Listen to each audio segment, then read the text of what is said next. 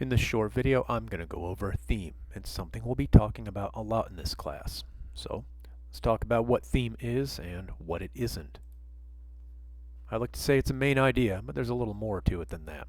So in the coming weeks, as you explore the works of literature and art in this class, you'll be looking for themes, and I'm going to try and push you to find more meaningful themes instead of the lower level, more obvious themes. So, we're going to look at theme as an abstract main idea, and a poem, a story, a film, or work of art can have many themes floating around in it. And it happens quite often that two people will consume the same thing and come up with very different themes, and that's often a good thing. It promotes disagreement. Anytime you have disagreement, you have a discussion, and that's what we'll be looking for in this class. So, in a nutshell, a theme is an abstract main idea. But we can build on this. So, for this class, let's talk about what a theme is. I'll give you one now so you can hear it. A theme in Batman is that sometimes good guys don't wear white. Hopefully your ear picks up on this theme. Some things to notice, at least in this class. A theme will be a complete sentence, a fully developed idea that can stand on its own. If you say, sometimes good guys don't wear white, you can hear. That's a complete thought. So that would qualify as a theme. Something else, at least for this class at the college level, we're going to say that a theme is a universal idea that has many applications and interpretations. In other words, when we say a universal idea, what we mean is it can be applied broadly to different texts, movies, and works of art and still be relevant. Universal appeal is something that anybody can relate to. So when we talk about various applications and interpretations, it means that you might find the idea of good guys don't wear white in a specific scene in Batman, and the person sitting next to you might find it in a very different scene and perhaps come up to that conclusion in a very different way. Speaking of coming to conclusions, a theme for this class will get at the underlying message of a text.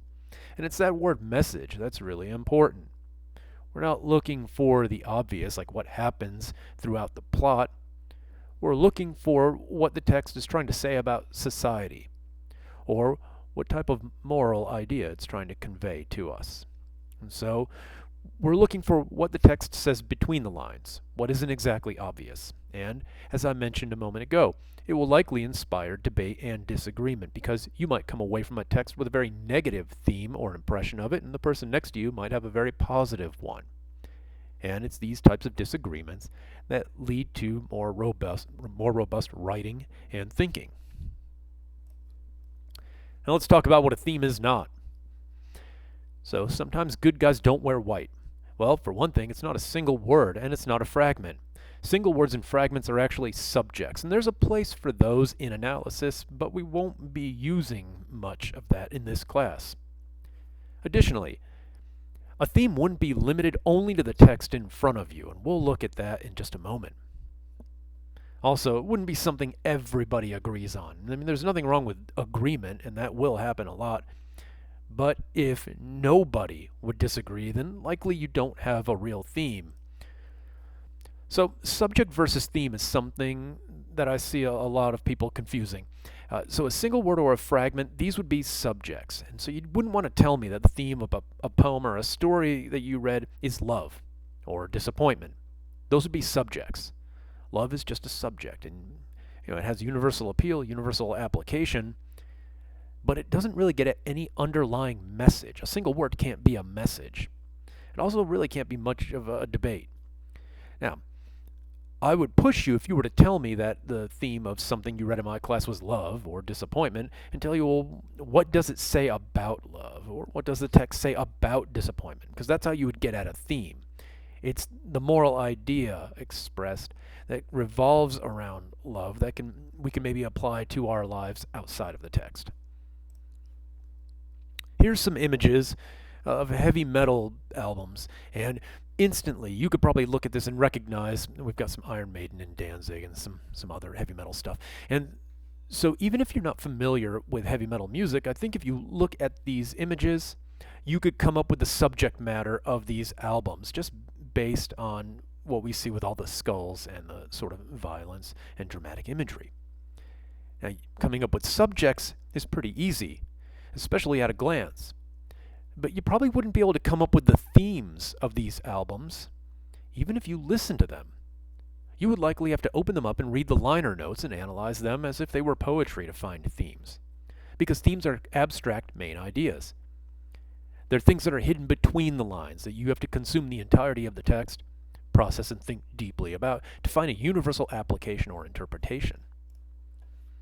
Now, beware of the word about. You don't want this to creep into your writing about texts in this class, because theme is not the same thing as what a story or a poem is about, and be very limiting if you were just to talk about what something is about.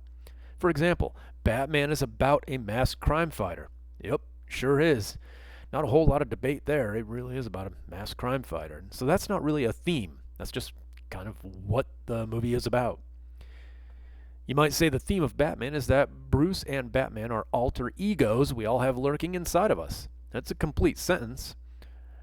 But even though we could debate it, that's just about the story. That's all it is. This is limited to only what happens in Batman. So if we didn't have Batman and Bruce in this, we wouldn't have a universal idea. And so this would not count as a theme because this really is just about Batman and Bruce. This is not a universal applicable idea. Be creative when you come up with your themes. They're things we don't all agree on, and you shouldn't aim to come up with a theme that you think I'm going to agree with. You don't have to be right when naming a theme. In fact, chances are you and I will never come up with the same theme, and that's maybe a good thing. I'd much rather read a paper on a crazy theme than one full of ideas you just copied from the web, or ideas that were predictable and boring and more obvious of what the text was about. So be mindful of that. The more creative you can be with your interpretation of a theme, the more likely your grade will be an A. So you want to push yourself. So that's really all I have for theme in this presentation. Hopefully you understand that a theme is an abstract main idea. It will be a complete thought, a complete sentence. It'll have universal application and interpretation. If you have any questions about anything I covered in this video, contact me in Brightspace and I'll do my best to clarify.